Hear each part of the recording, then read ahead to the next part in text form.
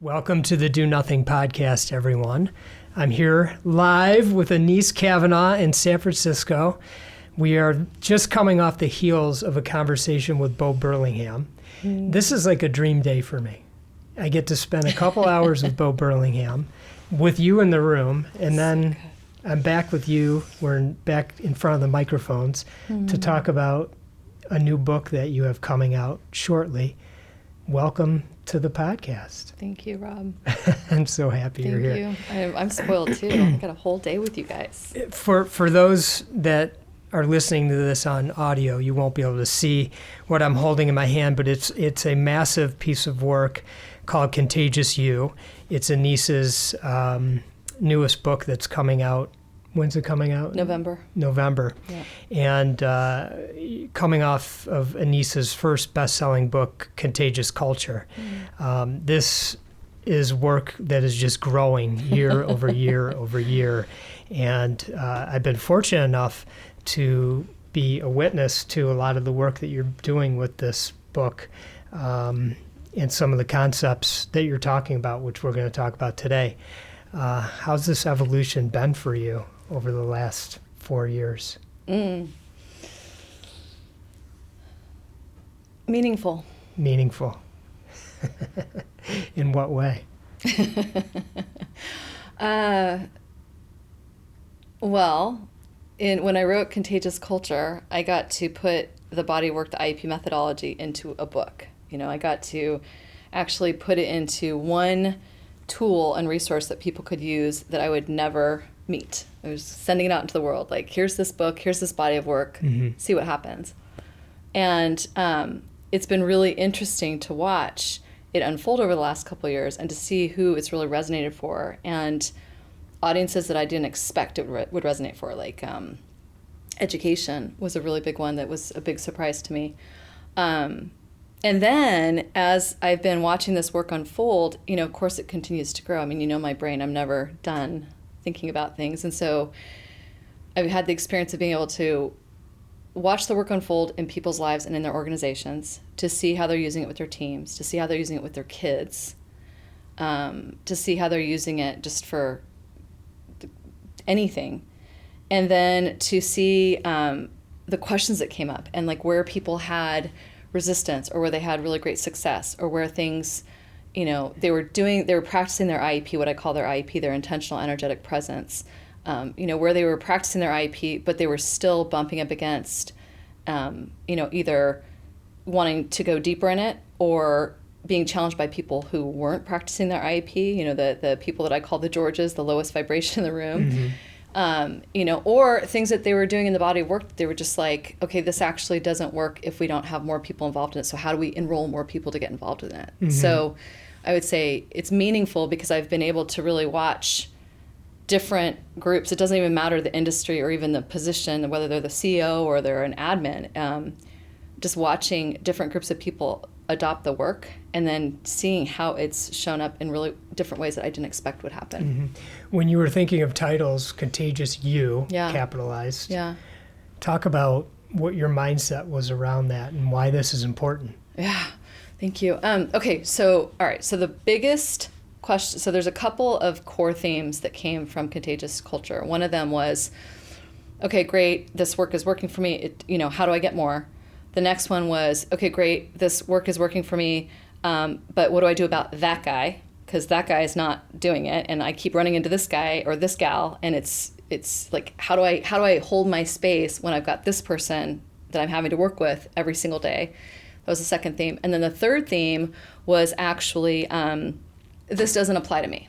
This doesn't apply to me. This doesn't apply to me. This is really great. Everybody on my team needs to know this. Everybody in my organization needs to know this. I got this handled. This doesn't apply to me. Give me the culture checklist. So with Contagious Culture, if I back up for just a second, Contagious Culture was all about how, people got that book because they thought they were going to help them change their culture. Yeah. And in a lot of cases, it totally does. However, the big surprise about Contagious Culture is the first 3 parts of that entire book are all about you. It's about how are you showing up, how are you creating the culture. It's not those guys that create the culture, it's actually every single one of us together that's creating it.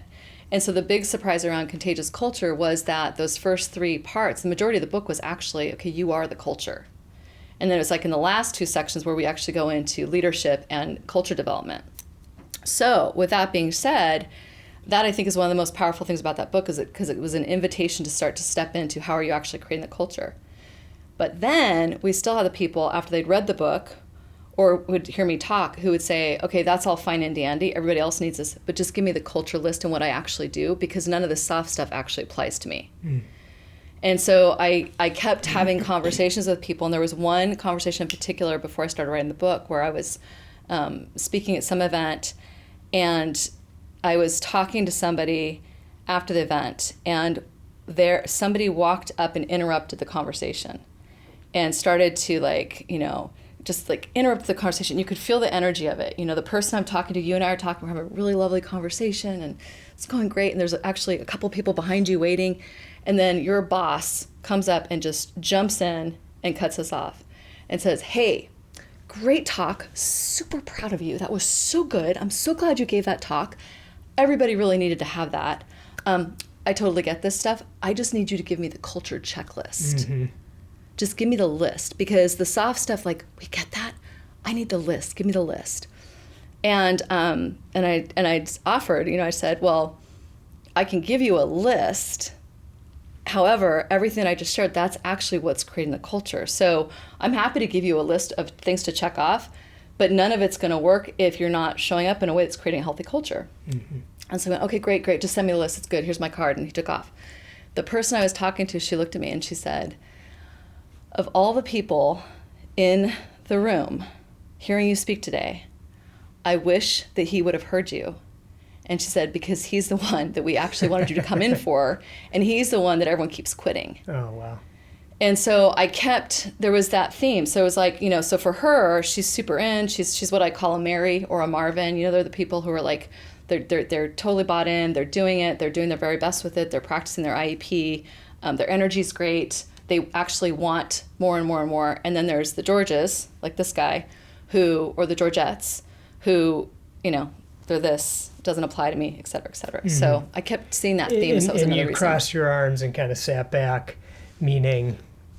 Yeah, we all know them. We all know the person. We all know the George or the Georgette. It's the person in the room. I always think of it as the lowest vibration in the room. It's the person in the room that's just sucking the life out of the room. And that energy is contagious. And if you think about, you go into a team meeting and everybody's really excited to be there. And let's just say you have 8 people that are meeting, and you walk in and you've got 2 people in the corner. You got George and Georgette.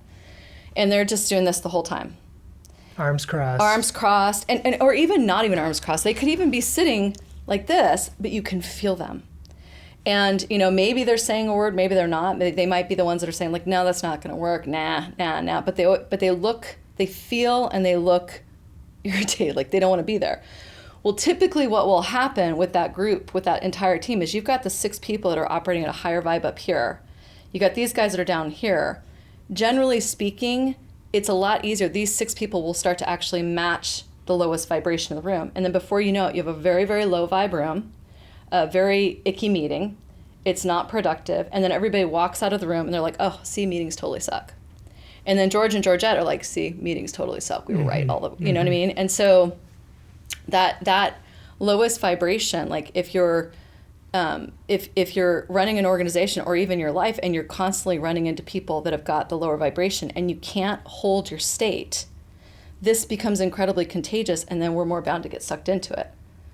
But fortunately, we're also contagious when we hold a really clean state, and that's what this book is all about. So the book is, all right, let's look at how do you hold your space so you can be as healthy and nourished and positively contagious as possible.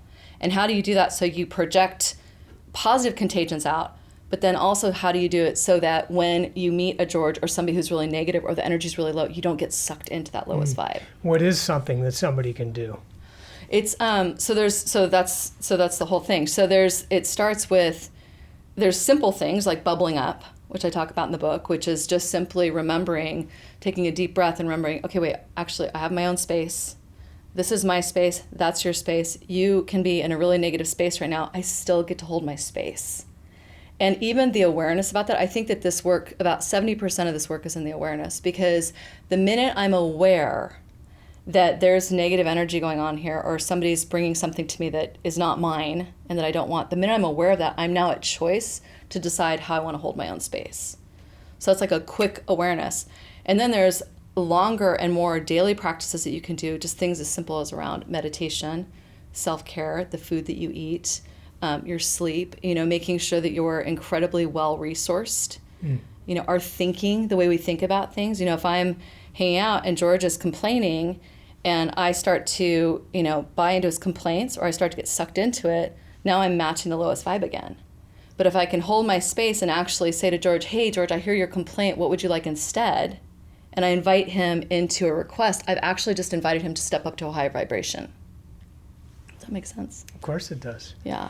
So if there were one nugget you could pull out when you go into a meeting, I mean, we all have so many meetings these days, and there's George and Georgette in the meeting. I like to use the term lifter-upper. I don't know if that's the right thing for this context. Yeah.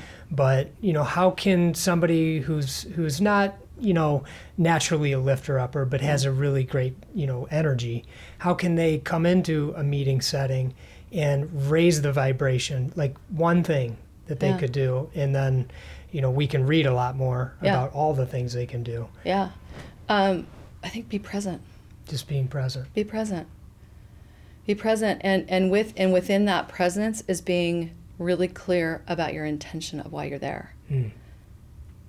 Because to me, at the center of all this is our intention. If we're clear about our intention and we stay present with ourselves and with whatever's happening, then what I notice is that the energy starts to take care of itself.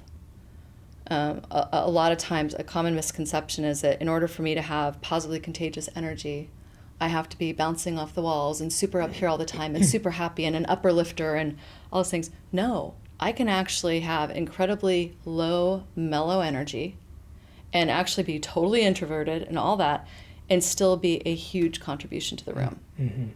And it is really about the quality of energetic presence that I'm bringing into everything I do. Yeah, I think that's really important. You've been talking a lot about your own life recently and about how, these are life tools you use, essentially. These are my words. Yeah. But, things aren't always going exactly as planned for you either.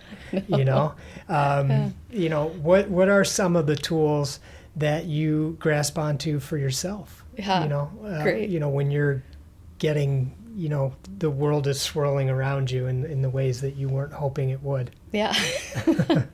I love that question. To me, it comes back again to presence. So the minute I notice that I'm not feeling the way that I want to feel, and I think of everything in terms of contraction or expansion. So contraction is like, gosh, I feel stressed right now. I don't like what just happened. The energy in here feels really funky. I'm really nervous. Any physical or emotional feeling that I have that's contracted to me, that I want to create more expansion. So everything, our language. For example, I'll pay attention to my language. So one of the things and I actually heard me say this earlier today, instead of saying, oh my gosh, I'm so busy, I'll say, oh, I'm richly scheduled, or I'm on purpose. And it's a way to have language create a little bit more space and grace for me, so I can actually look at, well, if I really am feeling busy, am I doing things that are the best use of me, and am I doing things that are energizing? Mm-hmm. If I say I'm on purpose, I have to actually really mean that in order for that to feel good in my body. So if I say to you, I'm on purpose right now, but I feel contracted, then there's an incongruency in me. Yeah. So language is one. Just the simple presence reboot is a really big deal. I talk about that in the book, and it's just noticing how I'm feeling right now, taking a deep breath, looking at what's actually happening right now, and what is the next thing I can do to create a little bit more space for myself so I can decide how I want to move forward. Mm-hmm. So let's just say I'm in a really, for example, I just ended a vendor relationship this week. There was a lot of contraction around it. And it was hard. Like, it's hard for me to complete things like that. And the way that I moved through it was continuing to go, okay, deep breath, be present. What's my intention? Okay, my intention is I want everybody to win. My intention is I want to feel good. My intention is whatever is in best service of the company. Great, now I'm calm. Okay, what's the next thing I need to do? What's the next thing I want to do? And so rebooting, reframing. I think another one of my favorite tools is every single thing there is a gift or a thank you for. Everything. So like, for example, today, I know originally you were going to be doing something different today. Schedules get crazy, right? Mm-hmm. Okay, the reframe on that is like, all right, what magic's going to come out of the fact that we just got this new space that we get to play in? Mm-hmm. You know, anything that happens, there is some kind of a thank you. So if I can get present again, come back to myself, take a deep breath in, because to me, again, like the breath, as soon as I have the breath, now I'm back in my body and I'm aware of what's happening. Now I get to decide, all right, what do I want to do next? Yeah. And then I can find the thank you. Yeah, oh, that's all beautiful. It's a lot of good tools. You put some assessments in this book. I did. I love assessments. Tell me something about myself, I guess. What's one of the assessments that sticks out in your mind that's going to become very useful? Oh gosh, one is the cost of contagiousness. So really looking at what does your contagiousness for good, or I joke around and say for evil, what does it actually cost you? And I look at everything from financial cost to health cost to team cost to relationship cost to your marriage costs. And there's some different ways to look at it. Then I also have in here, you know, there's chapter 2 is entirely about assessments. And there's also sprinkled throughout the book other little assessments to take. So, for example, one assessment is, are you a George or a Mary? You know, are you a George or a Georgette? Or are you a G? Or are you a Mary or Marvin, an M? Because I wanted to be fair. I wanted to include everyone. And Mary and Marvin are the lifter-uppers, positive. Mary and Marvin, they are. Mary and Marvin tend to be, well, and there's a continuum, right? So it's not like you're either George or you're either Mary. We're all of these things and more, you know, because I know, like, today I've already been a George. You know, it's very, very fluid. It's about being able to be super, super aware of when am I being a George and when am I showing up that way? And actually, when am I being a Mary? And I actually might need to bring in a little bit more George to hold more boundaries so that I can collaborate with George more effectively. Mm-hmm. So there's assessments in there to look at, all right, where are you on the spectrum? Here are some things that you might notice happening in your life right now if you're leaning towards a George. And here are some things you might notice happening in your life if you're more on the Mary side. Mm-hmm. And examples of that are like, you know, George is the leader that people follow because they want to versus they have to. They're not necessarily coming to him or her with their best thinking. They're giving the littlest that they can do to kind of get by. You know, so there's like a list. I think it's about 7 different things I've listed for George. Then there's Mary, who, you know, her energy's great and she's doing a ton of things, but she has a really hard time saying no. You know, she's overwhelmed by people's energies a lot. She's super empathic. And so therefore she can be in the grocery store and she runs into somebody and all of a sudden she feels her energy drop because she's so tuned into that and she doesn't have the boundaries, the energetic boundaries to hold it. So it's just kind of looking at, like, where are you? And I see myself in all of them. Yeah. So I had two conversations yesterday. One person was part of an organization that was struggling. They have had one situation after another. And he was saying to me, I don't know, I think I need like 3 months off. And he was very serious about it. I think I need 3 months off. I think I just need to get away. I'm burnt out. I'm exhausted. I spoke with another person who his organization is going through another reorg and new leadership and new ideas, and, you know, just sort of, he's been there, done that, and just kind of like, ugh, you know. So what kind of things do you speak to for people that are dealing with these types of situations? Like, how do you how do you take yourself through this and show up and be contagious? Right. Well, it's exhausting, right?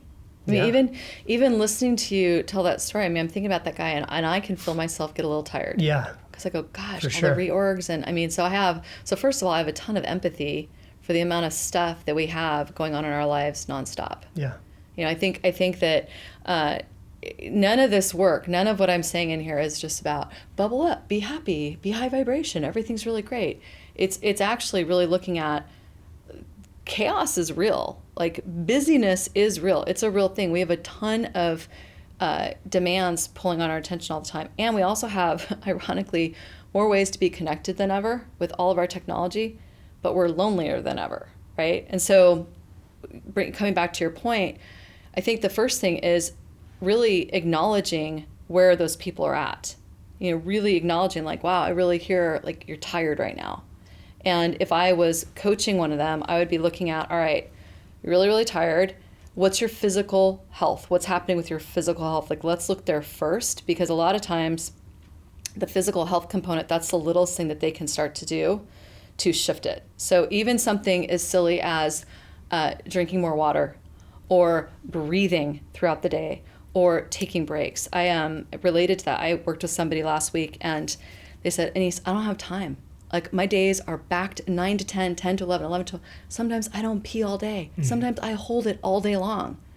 And I don't take time for lunch. And at the end of the day, I'm exhausted. And I have to be on. I go home to my kids. I'm exhausted. I'm like, okay, here's what you're going to do. Take your meetings, move them to 50 minutes instead of 60s. Give yourself 10 minutes. When you got to go to the bathroom, call a timeout and go to the bathroom, because I promise you, your leadership is not as powerful as it can be if you're sitting there physically not resourced, right? Mm-hmm. You're going to eat lunch, and then you're going to really start to check in with your mindset around how are you spending your time. Because for this particular person, this would be an invitation back to these guys you're talking about. It's like, all right, you're feeling busy, you're feeling overwhelmed.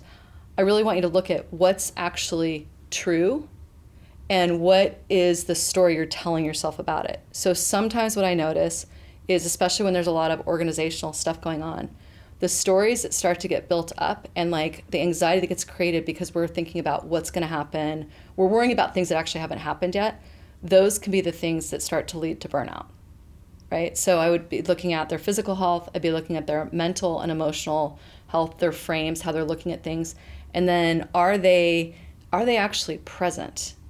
Because it's really easy to go so quickly through those scenarios that we don't actually check in with ourselves, and so therefore we're not even living it anymore, and we're kind of checked out, and so we're not present to anything, and that's exhausting. In the book, I talk about burnout. There's actually a whole chapter in there about it's called the 7 Ps of burnout, and transforming bad things into good. And I think 4 of the Ps that I would invite your people to look at, and for anybody, because what I find is there's 7. However, if you address these 4 for personal, they kind of take care of the other 3. So the first 4 are a lack of connection to purpose. And we saw this with the interview we just watched with Bo, right? Where we talked about service and purpose and how that was so important. Like the people that after they sold their businesses, if they were connected to service and purpose still, they did really great. If they weren't, they were miserable. You know, and so lack of connection to purpose and forgetting why we're doing the work that we're doing, that I find leads people to burnout. Lack of connection to presence and just being here right now.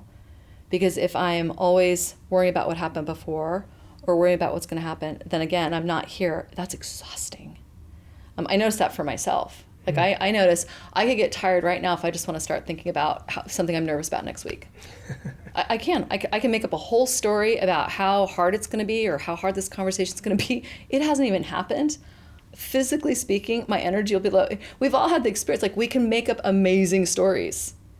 Well, the only time we're making up a story is if we're not present to the reality of what's here. So if I lose connection with presence or I lose connection with us just right here, I'm stressed out. I'm exhausted. So that's just going to add to my burnout. Let's see. Another one is, people. Lack of connection to people. And remembering how I'm in this, you and I are here together. We're 2 human beings. We're 2 human beings doing the very, very best we can. It's connecting to the idea that I'm here to serve, and remembering that I'm here to serve people. I'm actually not here to serve the business. I mean, that's an important component of it, but ultimately at the end of the day, like, it's about serving people. The other piece about the people component is remembering that I have people in my life to support me. So that's a big one that I'm seeing right now, is people are getting so isolated and they're withdrawing from we've got people around us all the time, but we're getting withdrawn. Yeah. Because we're so doggone busy and we're not present. And so forgetting that I actually have resources to reach out to, if I can remember my tribe, like, all of a sudden that brings me back up. And then the fourth one, and this actually is one of my, the one that has been surprising me the most, that I've really been looking at, even for myself this last year, has been lack of connection to pleasure and pain. And with that comes play. So, yeah. What? Keep going. It's fun, right? Yeah. So well, I don't know about the like, pain one. You're like, it's into pleasure, pain, and play. Like, they're all together. Well, if you look at it, so pain. So we all have pain, and we all have trauma and things that have happened in our lives and things that we move through. And I see this all the time with people when they go, well, that happened a long time ago, kind of got to move forward, get on with it. Or, oh, wow, I'm really angry, I'm really hurt, but I don't have space to be that way, or I can't be that way. And so we push away the pain and we override it. It's like a spiritual bypass. And when we do that, we're just locking that down, and that has an energetic impact. So we can't actually, our lack of ability to be with our pain and to really be with, like, wow, that really hurt, that really sucked. I actually need to get some therapy to heal that issue, or whatever it might be. Not being able to be with that, like, we can only be with our pleasure as much as we can be with our pain. So we can't be fully expressed. And then that catches up with you. And this is the thing, like, I'm seeing this a lot right now with people that I know. I've seen it with myself. Like, if we're not tending to things that don't feel good and we don't give it the nourishment and the support that it deserves, that costs us. And then on the flip side of that is, do we allow ourselves to, like, really have fun and play? I think I was sharing this with you earlier. Like, I have noticed this last year, I have been really heads down. I've been the most focused of my life this last year, like, hardcore. I've been incredibly unfun, socially speaking. And I've loved it. Like, I wouldn't change a thing about it. And I am starting to get whispers of, like, hey, Anese, you need to kind of play a little bit more. Because I can feel in my spirit, like, okay, good. I'm glad you're doing all this stuff. This is really important. It speaks to my heart. Like, it's important to me. And, like, let's get you a little bit more fun. So I think, and I see that, I saw that with this client the other day who's been not using the bathroom all day long. He's like, I'm like, when's the last time you went on a date with your wife? Because I don't remember. Like, get in there. So those things, if we can tap those four, we can tap those four, they all also impact the others. Because as soon as I'm playing, I'm back in connection with you. I'm back present in my body. I've got pleasure, Yeah. You talk about these 21 superpowers? Yes. What are a couple of them? Okay, 21 superpowers. All right, it's 21 superpowers. This is totally my brain, Rob. 21 superpowers. 15 of them live alone. 6 of them are trifectas, which also can live alone. So really, technically, there's 33. However, when I was writing the book, I kept coming back to framing them in the 21. So examples, the power to reframe. So to find the gift or the thank you in anything. So we talked about that a little bit earlier. It's like, anything that happens, can I find gratitude for it? So I'm stuck in traffic. I have no control over it. So what's the littlest thing I can do right now where I actually turn this into something more positive?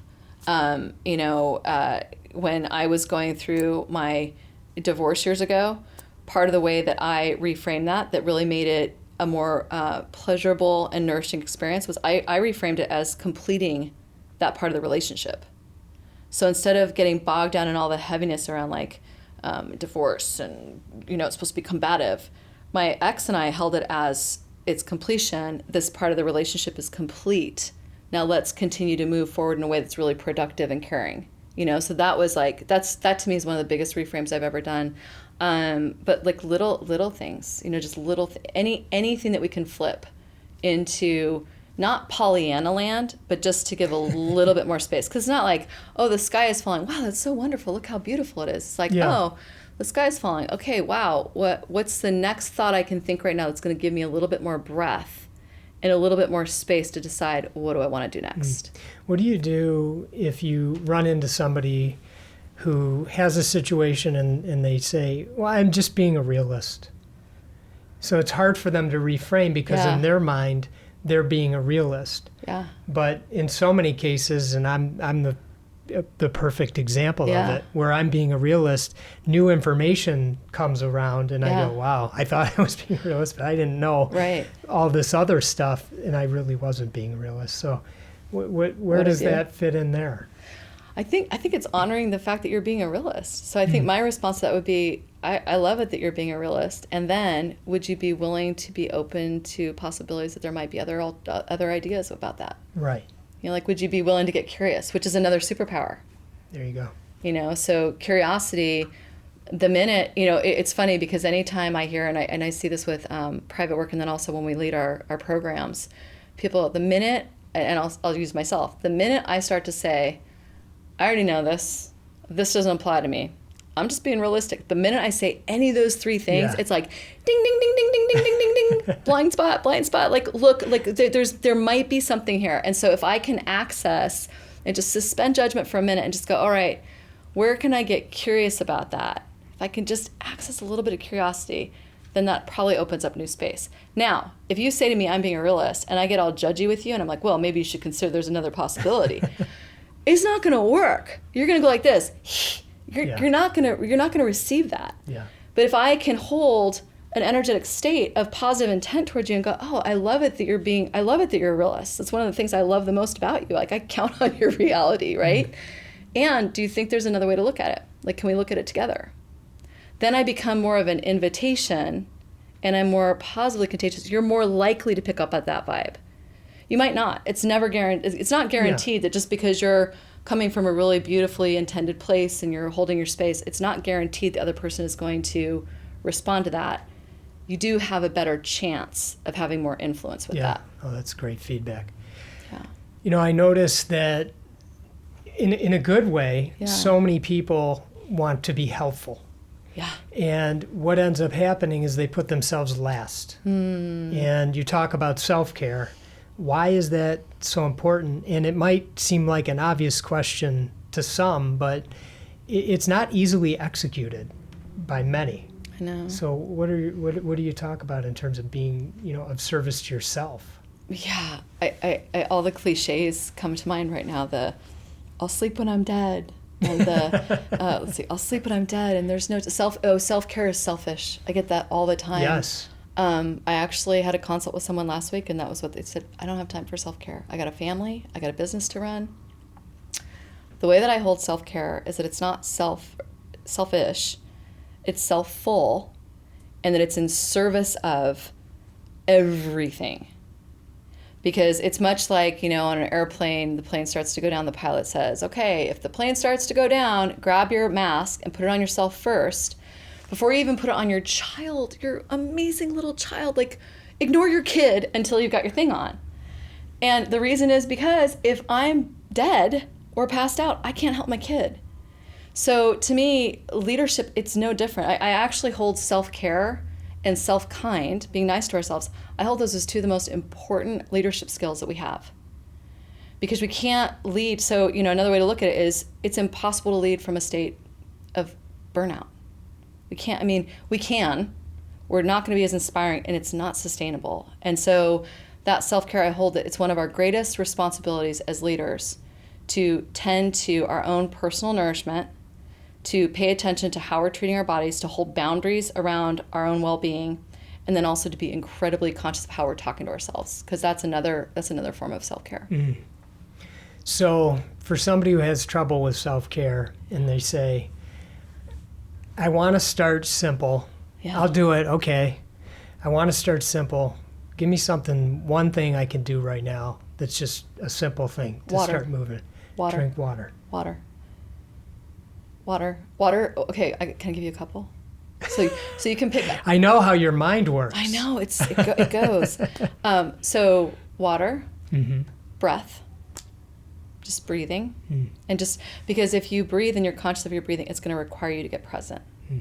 And if you're present with yourself, you've just created a little bit more space. Okay, let me just get a little bit more specific. Okay. If I'm somebody who doesn't drink water regularly, and I'm going to say, okay, you told me water, I'm going to start doing water. Okay. Tell me, what do I need to do? How much water do I need to drink? Oh. Is there an amount, or do you go by feel, or? So they say 8 glasses of water a day. I personally have not found that to be true for me. If I just drink 8 glasses of water a day, I'm super dehydrated. So I think that's, I've also been told, I work with a nutritionist, and she tells me 3 to 4 liters of water a day. So I think, so you really want to know how much water to drink? I think at least eight glasses, and then actually keep testing it. So you see when you feel really good. I think that's great advice. Yeah. I think everybody's so different. They put out different ideas, 8 glasses or whatever, and that might not work for you. So just pay attention to how you're feeling. And it's a little bit of a journey. For sure. And that's true for all of this. I mean, because I'm also like, I'm not here, and I speak about this in this book. It's like, I'm not here to tell people, don't eat sugar, don't eat gluten, don't do this, don't do that, exercise this way, at all. Right. I'm here to share, pay attention to how your body feels. And if you don't like the way that you feel right now in your life, if you're not feeling good energetically, physically, mentally, pay attention to that, and then look at how can you contribute to helping things go better. Whether it's a little thing like stopping to breathe, drinking a little bit more water, or changing your self-talk. This is another one that I think it's free, doesn't cost anything. Nobody can give it to us or take it away from us. And it's the art of kind self-talk.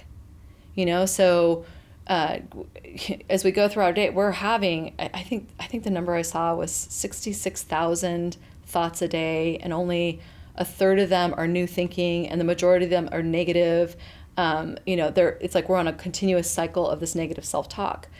And if we start to pay attention to how am I actually talking to myself, like that is either energizing me and giving me nourishment, or it's adding to my depletion. So a lot of times, like with this person I was talking about with the example I gave earlier, his self-talk was, oh my gosh, I'm doing a terrible job. I'm not showing up 100% at work. I'm not showing up 100% for my family, blah, blah. Like, so that's not helping him. And so instead, the reframe is, all right, you know what? I'm giving it my very best at work. I'm going to start taking better care of myself so I can show up better. You know what? Wow, I really messed up that presentation. And you know what? I'm really proud of myself because I cared a lot about it. I did give it my best, and I learned a lot from the way that I did it. Or, I cared a lot about it. I kind of phoned it in. If I'm being really honest with myself, I know I didn't do my best work. All right, what do I want to learn from that? That's kindness. Have a bad conversation with somebody. I can walk away. Gosh, I really blew that conversation. I can't believe I said that stupid joke. Or, wow, that didn't land the way I wanted it to land. All right, how would I do that different next time? Just be nice. In this book, you decided to get into a little bit of the science of all this stuff. I did. And so, I love that because, for some, myself being one of them, I need that to sort of help me wrap my head around some of the quote unquote softer stuff or all this kind of stuff. So, is there anything that sticks out in your mind with the science? Yeah, the science, that was a really cool experience to write that chapter. I actually worked with somebody, Dr. Sanook Lee, who's a neuronal cell biologist, formerly at UCSF, and now working with another organization I name in the book. But I worked with her because I'm not a scientist, and that was something that I purposely, when I wrote this, wanted to invite people like you into the conversation in a different way. So I included science. There's a chapter in here that integrates psychotherapy and the assessment component. And I think for me, the science chapter, it's a big one. It's very informative. She was so good in working with me on like honing it down, because I literally, Rob, I would interview her for hours. Then I would transcribe. I wouldn't have my transcriptionist transcribe. I would do it so that I could really digest what she was saying. And like, I remember you and I were in communication when I was writing this, and I would be like, my brain is done. Like, it's cooked, because I don't think that way. So it definitely stretched my brain capacity. The thing that I think stood out for me the most in the science component is this thing about mirror neurons and what's actually happening. So if you and I have a really good dynamic, like the minute you and I meet, we decide within a tenth of a second, like him, trust him, don't like him, don't trust him. It's like a tenth of a second. It happens really, really quick. That's just our subconscious and our mirror neurons at play. And the bottom line of it is basically, if you're coming from a place of congruence and you're in alignment, you're confident, you're being honest, you're solid in yourself, and you come to me, my mirror neurons pick up on that, and they're going to reflect that back. But if you're coming to me and you're actually in a place of incongruence, or there's the lack of integrity, or there's something going on, or you're judging me or whatever, my mirror neurons pick up on that, they're going to reflect that back. And so that was one piece. The other piece was this idea of choice points, and how at every moment I can choose how to rewire my brain. So I can choose to go negative and complain, or I can choose to go, oh wow, I have a complaint. Okay, what's the request? And every time I shift my way of thinking and I choose the more, let's just say, the higher vibration path, my brain learns to do that, and I build more neural pathways, to actually make that happen, and I basically rewire it. It's called neuroplasticity. So everything is changeable. So like, you look at, and I've seen this in my work with people, it's like you look at somebody who's actually pretty negative all the time, and they start to just practice a couple things, So it's like as simple as, okay, don't complain for 1 week. Every time you want to complain, even to yourself, you catch that contraction and you go, all right, what is the request I'd like instead? What is it I'd like instead? And the more you do that, the more you just start to see the requests. Mm-hmm. And so just doing that, then you start to see a shift. People feel better. They start to rewire their brain in the way they see things, and then that becomes more of a habit. Mm-hmm. There's a ton in that chapter. I think the last thing I would say about it is that, so I've always taught this work. I've been building out this work like almost kind of my whole life, I think, but really focusing on it since 2009-ish. And everything that I've shared in the IEP work, intuitively, I've always known it worked. It's always worked for me. These tools work for me. I've watched it work for people. But what I found was really interesting was that when I worked with Dr. Lee, we literally went through every single thing, the reboot, the bubble, lowest vibration in the room, George, Mary, like all these different things we went through. And every single thing in the IEP work, there is a physiological thing that's happening. Like even down to meditation and self-care and what's happening with our brains, or, when we're doing too much TV, or we drink alcohol or whatever, we're toxifying our neural pathways, mm-hmm. So it was just, I'm super glad I brought that chapter into it. Yeah. It was, I think, probably the hardest one to write. Yeah. And I'm so grateful for it. You mentioned one of my favorite subjects, meditation. Mm-hmm. What do you uncover? What do you talk about in the book about meditation and why that's useful? Just to do it. Easier said than done. Easier said than done. I know. It's true. Well, one of the things I talk about is to do it in the way that's really congruent for you. So I know, you and Bo were talking about it today, and the way that he was talking about doing it, I've never actually been able to do that. However, I have my own way of meditation. And so I think sometimes people can be so intimidated by meditation and what they think that it means, or it's got to be this big thing. I got to have a cushion and I got to take 4 hours. And to me, meditation can be as simple as, spending 5 minutes of quiet to yourself. So I think that's the first step, is what's the littlest thing you can do around meditation to create some space for yourself. And then find a good teacher or a retreat or something where you can actually learn more about it, and get into the practice of it. But the other piece was, and Dr. Lee went into this with me as well. It's like, what's actually happening in the brain? Our brain, like, we increase our gray matter, which is, and I'm going to butcher the science like crazy if I don't have it in front of me, but basically it's like we want exuberant bushy dendrites.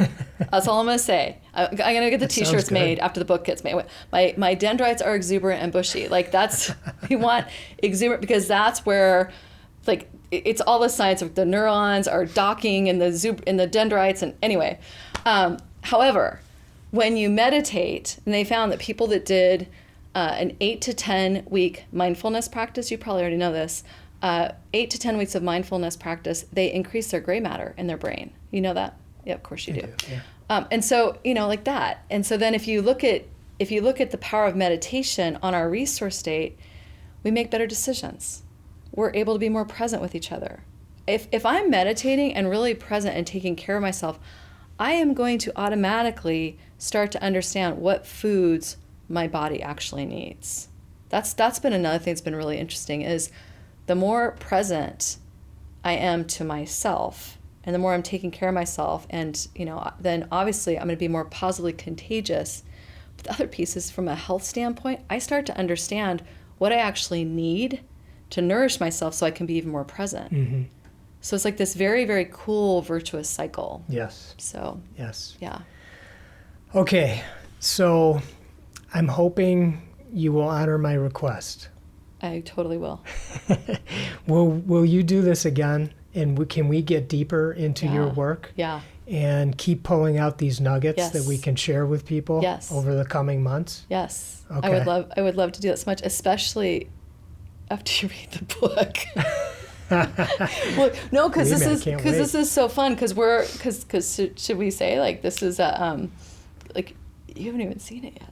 I've only seen this gigantic manuscript sitting in front of me, which looks amazing. This is the manuscript which has been content edited but not copy edited. Right. So this is like so fresh off the presses. So I would love to do this. I can feel the energy like just when I touch it. I know it's rich. Okay, so we'll do this again. And just because the way things come together, you and I ended up to be able to have this special time today to do this. Yeah. And I am so grateful that you were able to stay here in San Francisco longer so we could have this conversation. It was like this magical surprise that fell in right in front of me. I'm just happy. So grateful for it. It's amazing. I know. We got like a triple play date today. I'm super excited. We were going to have one play date, and now we got 3. And for those that don't know, I send you videos all the time, and you sometimes send me some back. And that's how we keep in touch in like little sprints. Yeah. And I'm just grateful for your friendship and the love that you bring to me. Mm-hmm. It means the world to me. You're a special person in my life. I love you. Thank you. Thank you. All right, listeners of the Do Nothing podcast, thank you for spending some time with Anese and I today. And I hope you find a nugget somewhere. There are many to be found. And so with that, I wish you all love and kindness.